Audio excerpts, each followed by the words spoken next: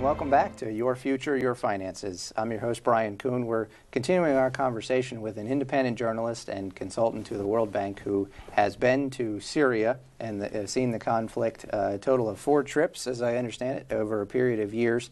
His name is Flavius Mihaies, and welcome back to the show. Thank you, Brian. Now, anybody who may be watching this and they see what's going on in Syria in the news, they may think, well, what is America's role in it, and what their role should be. What has America done correctly and incorrectly, if you can share, in Syria?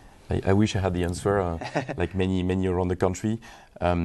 Certainly, a tentative answer will get me a lot of enemies and a lot of friends. But this is Washington. To take a step back, present America as the strongest country in the world will always get criticized if it intervenes or if it does not, when it does not intervene. Yeah. But in that case of intervention of Syria, with the conflict proper started in the second half of 2011 up to this day, you basically have 2 schools of thought.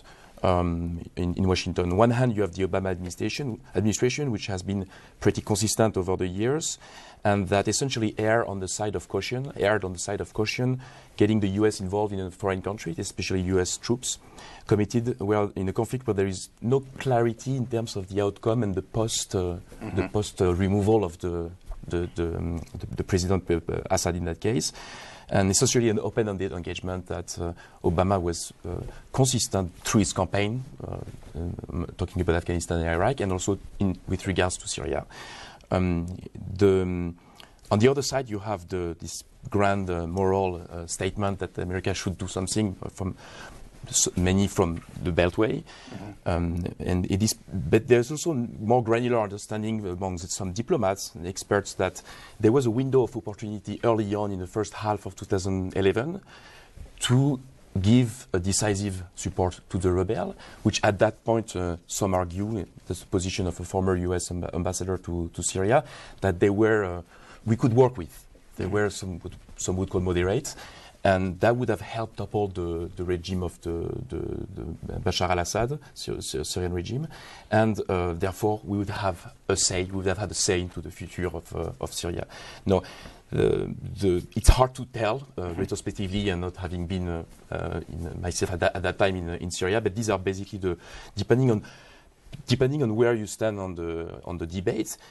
One thing, however, cannot be denied is that America did act. With the administration spent hundreds of millions of dollars covertly and openly to support the opposition. It's the train and equip program that has been controversial in terms of its impact, which also gives some ammunition to those who say maybe it's better we didn't do more. But the billions of dollars were spent, including lethal TOW anti-tank missiles that were provided. And the CIA is still coordinating and managing assistance to the rebel to this day, mostly through Jordan. And it did degrade Assad power. So in fact, the U.S. had somehow achieved, if one were to speculate that to keep Assad in check, to keep a situation of stalemate, that was an objective that we can say was achieved. But two aspects have been often overlooked.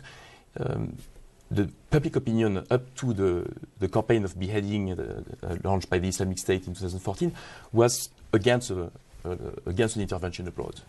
So Obama was also sensitive to that. Public opinion the polls were repeatedly showing that the public support was not there. And there was also inside the administration at the beginning of the conflict a concern that it would violate international law to intervene in a foreign country with which we are not at war. Just have a little time left. Briefly, if you could. Now, you work at the World Bank. So talk a little bit about what the World Bank will do once Syria gets to a point where they could get involved. Well, I should clarify that I have 2 hats, and I don't represent the World Bank in my work as a journalist. But yes, it would be too difficult, too demanding to ask me not to anticipate or see a possible role, because the World Bank is an international aid organization, International aid organizations. Absolutely. They would come in with money and consulting. Exactly. Technical assistance, as we call it, grants. And essentially, they have the know-how since Second World War. It was created at the end of Second World War to rebuild Europe. And they accumulated this know-how of helping countries develop and build their infrastructures, etc. So as we see in Iraq now, the bank is back to Iraq and helping with health infrastructure, with schooling, etc. We could anticipate a similar role. And in fact, again, I don't speak on behalf of the institutions, but there has been an emphasis inside the bank over the last few years, given the international context and the conflicts, to focus on failed states and governance and rebuilding. Yeah. So we might expect to see that. We're speaking with Flavius Mihaies, an independent journalist who has been to Syria and talking about the conflict there. You're watching Your Future, Your Finances.